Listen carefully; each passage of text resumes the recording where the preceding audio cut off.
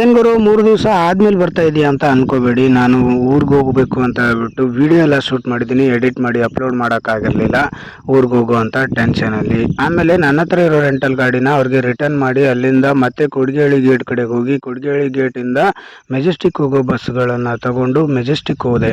ಆದರೆ ಅವತ್ತು ಊರಿಗೆ ಹೋಗೋಕ್ಕಾಗಲಿಲ್ಲ. ಮತ್ತೆ ನೆಕ್ಸ್ಟ್ ಡೇ ಹೋಗೋಣ ಅಂತ ಹೇಳ್ಬಿಟ್ಟು ಅದೇ ಮೆಜೆಸ್ಟಿಕ್ಕಿಂದ ಬಸ್ನ ಹಿಡ್ಕೊಂಡು ರಿಟರ್ನ್ ನಾನು ಹೊರಟಿದ್ದು ನನ್ನ ಪಿ ಜಿ ಕಡೆಗೆ. ಮತ್ತೆ ಬೆಳಿಗ್ಗೆ ಅಲ್ಲಿಂದ ಬಸ್ಸಲ್ಲಿ ಕೂತ್ಕೊಂಡು ಮತ್ತೆ ಸಂಜೆ ಬಂದು ರೀಚ್ ಆಗಿದ್ದು ನಾನು ಇಲ್ಲಿಗೆ ಬಿಜಾಪುರಕ್ಕೆ. ಬಿಜಾಪುರ ಬಂದಾಗೆಲ್ಲ ನಾನು ಈ ಪ್ಲೇಸ್ಗೆ ಬರ್ತೀನಿ, ಏನಕ್ಕಂದರೆ ಈ ಪ್ಲೇಸಲ್ಲಿ ತುಂಬ ಮ್ಯಾಚಸ್ ಆಡಿದ್ದೀವಿ, ಆ ನೆನಪುಗಳಿದೆ. ಮ್ಯಾಚಸ್ಗಿಂತ ಇಂಪಾರ್ಟೆಂಟು ಇಲ್ಲಿ ಇಬ್ಬರು ಫ್ರೆಂಡ್ಸ್ ಇದ್ದಾರೆ, ಸುಮಿತ್ ಮತ್ತು ವಿನಾಯಕ್ ಅಂತ. ಅವ್ರನ್ನ ಮೀಟ್ ಆಗೋಕ್ಕೆ ಯಾವಾಗಲೂ ಬರ್ತಾನೆ ಇರ್ತೀನಿ. ಇದು ಬಂದುಬಿಟ್ಟು ವಿಜಯಪುರದ ರೋಡ್ಗಳು. ತುಂಬಾ ಖುಷಿ ಆಯಿತು. ತುಂಬ ದಿವಸ ಆದಮೇಲೆ ವಿಜಯಪುರಕ್ಕೆ ಬರ್ತಾ ಇದ್ದೀನಿ. ಆಲ್ಮೋಸ್ಟ್ ಅಲ್ಲಿ 8-9 ಮಂತ್ಸ್ ಆದಮೇಲೆ ಈ ಥರ ನೋಡಿ ಖುಷಿ ಆಯಿತು. ಅಲ್ಲಿಂದ ಹೊರಟಿದ್ದು ನನ್ನ ಊರಿನ ಕಡೆಗೆ. ಹೋಗ್ಬೇಕಾದ್ರೆ ದಾರಿಯಲ್ಲಿ ಇವ್ರು ಸಿಕ್ಕರು. ಇವ್ರು ಬಂದ್ಬಿಟ್ಟು ನಮ್ಮ ಅಕ್ಕನ ಮಗ. ನಮ್ಮ ಅಕ್ಕನ ಮಗ ನನಗಿಂತ ದೊಡ್ಡವನಿದ್ದಾನಲ್ಲ ಅಂತ ಟೆನ್ಷನ್ ಮಾಡ್ಕೋಬೇಡಿ, ದೊಡ್ಡವನಾಗೇ ಇರ್ತಾನೆ. ಏನಕ್ಕಂದರೆ ನಮ್ಮ ಅಕ್ಕ ತುಂಬ ದೊಡ್ಡವರು, ಅವ್ರಿಗೆ ದೊಡ್ಡ ಮಗ, ದೊಡ್ಡವನಾಗೇ ಇರಬೇಕಲ್ಲ.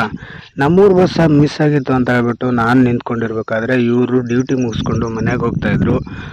ಕೂಗಿದಾಗ ನಾನು ಮನೆಗೆ ಹೋಗ್ತಾ ಇದ್ದೀನಿ ಅಂತ ಇವ್ರ ಜೊತೆಗೆ ಹೋಗೋದಕ್ಕೆ ಸ್ಟಾರ್ಟ್ ಮಾಡಿಕೊಂಡೆ.